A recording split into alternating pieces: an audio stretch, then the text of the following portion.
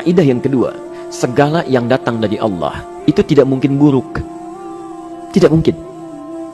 Kenapa kita diminta untuk taat dengan mutlak? Karena segala yang datang dari Allah pasti baik.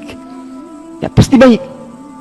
Karena Allah menurunkan segala maslahat sesuai kebutuhan kita. Cuma manusia kadang-kadang, maaf, menginginkan sesuatu dengan pikiran pendeknya yang bukan kebutuhannya. Al-Baqarah 216.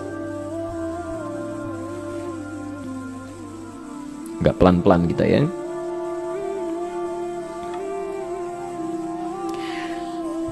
Bapak Ibu kalau diminta milih, pilih motor, pilih mobil.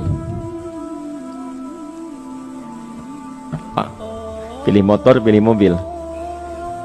Kalau sebagai manusia biasa pilih motor, keterlaluan itu. Umumnya akan memilih mobil. Akan memilih mobil umumnya. Tapi kadang-kadang kita menginginkan sesuatu yang tinggi, menurut Allah itu bukan kebutuhan kamu. Kebutuhan kamu itu motor. Ya. Keperluan kamu motor. Kalau kamu punya mobil, sulit nantinya. Gangnya sempit, mesti bikin garasi, anggaran bertambah, dipikirin juga. Capek. Sudah, motor saja, terbebas dari banyak kemacetan. Mampu diurai, tidak banyak difikirkan. Pelan-pelan. Turun ayat, kutiba alaikumul qitalu wa huwa kurhul lakum. Ya. Diwajibkan atas kalian berperang. Dulu orang diminta jihad gelisah, ya. Gelisah. Nah, kalau ada perintah Allah yang melahirkan kegelisahan, ini maknanya. Maknanya, ya. Tidak harus dalam konteks jihad yang fisik, ya. Jihad, maaf, melawan hawa nafsu kita. Jihad melawan pikiran kita. Jihad melawan prasangka buruk kita. Kadang-kadang ada keinginan kita yang kita inginkan menurut Allah itu belum baik untuk kita. Nah, sifat manusia ketika diberikan oleh Allah keputusan yang terbaik, kadang-kadang ada sifat dalam hatinya gejolak, belum bisa menerima. Ya. Ada gejolak di hatinya. Dalam keadaan demikian kata Quran, kutiba alaikumul qital. Kalau Anda merasakan sesuatu sedang ada gejolak di jiwa, sulit menerima ketetapan Allah, maka perangi perasaan-perasaan buruk itu. Wa huwa kurhul lakum, walaupun itu sulit. Walaupun itu sulit. Jangan berprasangka buruk dulu pada Allah.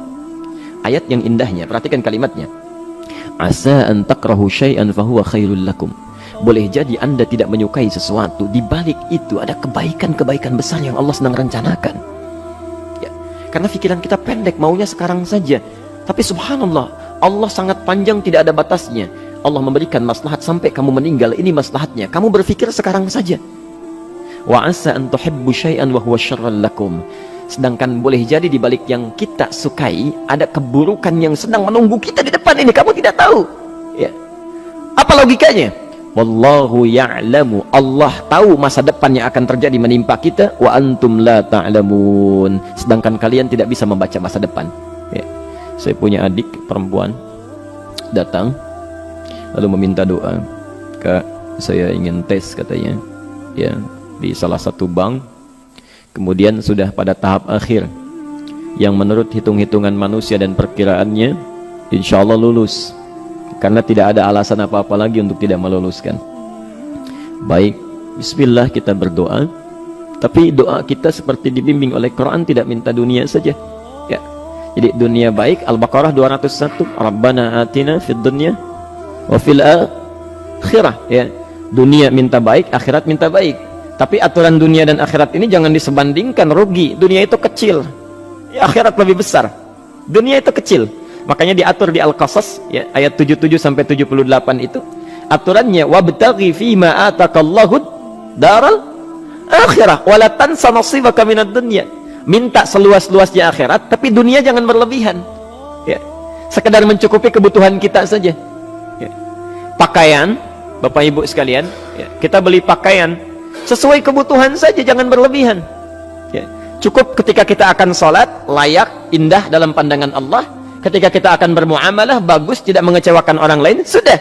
Maka waktu selebihnya, ketika kita mencari sesuai kebutuhan, waktu selebihnya bisa digunakan untuk memperbanyak ibadah. Tidak banyak energi terbuang, uang juga terbuang, tenaga juga terbuang. Bayangkan kalau keinginannya macam-macam. Wah, ingin baju terbaru, ingin tasnya Hermes, mereknya dari Paris, sekarang juga mesti dibeli. Wah, uangnya sudah 400 juta keluar, tenaga mesti keluar, beli tiketnya macam-macam dan sebagainya. Habis waktu untuk mengejar dunia, ibadah tertinggalkan. Di rumusnya dunia itu secukupnya saja. Nah, yang paling menarik, kita doakan supaya Allah memberikan kebaikan dunia dan akhiratnya yang paling utama. Maka datanglah dengan lesu mengatakan, saya tidak lulus katanya. Kenapa? Saya bilang, saya tidak tahu, saya sudah berusaha. Tapi konon kabarnya, saingan saya adalah anak salah satu pejabat. Masya Allah. Saya bilang, kamu jangan bersedih. Kamu menginginkan sesuatu dengan pikiran pendek, Allah pasti memberikan yang terbaik yang tidak terlukiskan nanti. Subhanallah. Pekan beberapa hari setelah itu, muncul berita, ternyata dia diterima di bank syariah. Ya. Dia menginginkan sesuatu yang diinginkan, Allah menginginkan lebih dari apa yang dia harapkan. Dikasih bank syariah, di situ terjaga, meningkat keagamaannya, terjaga hijabnya, segalanya, dan disitulah kemudian diarahkan untuk menemukan jodohnya. Masya Allah. Dia berpikir saat itu Allah merencanakan masa depannya. Ya. Jadi apa yang Allah sudah rencanakan pasti baik, Pak, Bu. Jadi tadi dari salat subuh yang pertama kali ingin disampaikan adalah, coba dilihat sampai subuh ini, adakah aturan Allah dan Rasulnya yang sampai subuh ini pernah kita langgar, pernah kita ragukan. Barangkali itu yang membuat kehidupan kita sulit. Ya. Allah, Rasul membuat aturan. Dan ada 4 tipikal orang, ya, 4 tipikal orang bila dihubungkan dengan aturan yang Allah dan Rasul sudah buat itu. 1, ada yang ikut aturan. Maka orang seperti ini, kata Quran, yuridullahu bikumul yusra wala yuridu bikumul usra. Al-Baqarah 185. Allah menginginkan kemudahan, tidak menghendaki kesulitan dalam hidupmu. Ya. Maka dibuat aturan, yang ikut aturan Allah pasti mudah hidupnya. Ya, pasti mudah hidupnya. Ya. Rizkinya mudah, hidupnya mudah, nyaman, enak. Ya. 1, ada yang ikut aturan. Yang kedua, ada yang keluar aturan. Ya. Ini pasti repot. Pasti repot. Di awal-awal seperti menyenangkan, ujung-ujungnya repot. Allah bilang, jujur, jangan berdusta. Kalau dusta celaka. Wailul lil mukadzibin. Celaka bagi para pendusta. Dia keluar aturan, dia berdusta. Awal-awal memang nikmat. Besok. Ya. Pak, ini amplop siapa ya? Ya. Maaf Pak, ini amplop memang ini khusus Pak, anggaran tertentu, tidak ada kaitan dengan proyek ini. Padahal ada kaitan dengan proyek, dia sisihkan untuk kepentingan pribadinya. Bohong. Saat itu merasakan enak dapat tambahan, besok-besok dikejar-kejar sama aparat kepolisian. Ya. Celaka. Wail, itu sudah keluar aturan pasti celaka. Ya. Subhanallah. Jadi ada orang kedua keluar aturan. Yang ketiga bikin aturan sendiri. Dikasih aturan, dia bikin aturan sendiri. Subhanallah. Kalau sakit, dibuat ketentuan. Sakit pertama, kalau biasa-biasa saja, ya, subhanallah, ikhtiarnya pergi ke dokter. Seorang sahabat datang kepada Rasulullah, ya Rasulullah, saya sakit, tolong doakan saya. Kata Nabi, idhab ila tabib, pergi ke dokter.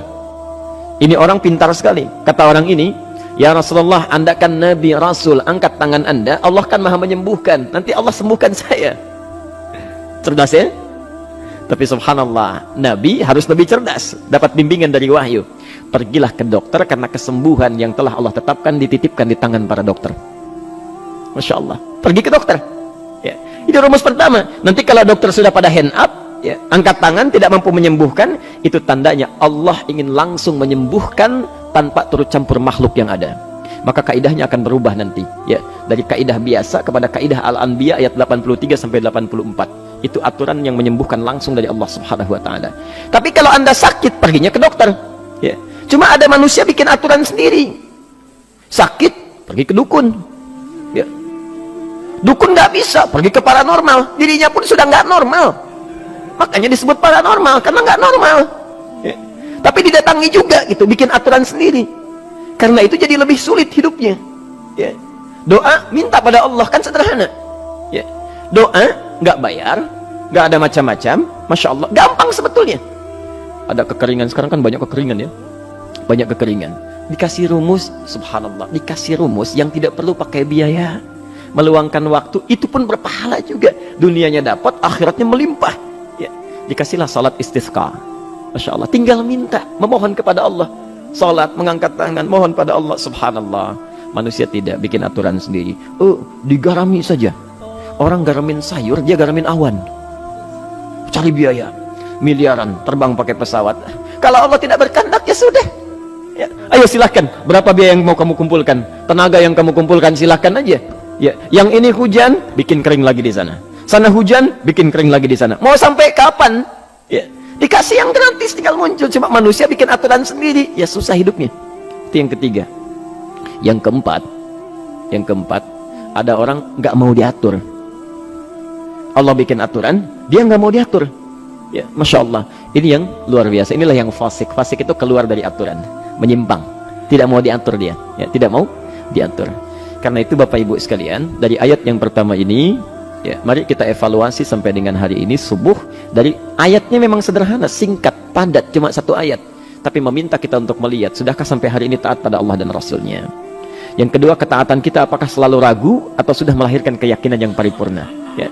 Yang ketiga, pelajari aturan-aturan Allah terkait kehidupan kita. Aturan salat, aturan muamalah, ya, aturan beraktivitas, aturan berumah tangga. Pelajari itu supaya mendapatkan kemudahan.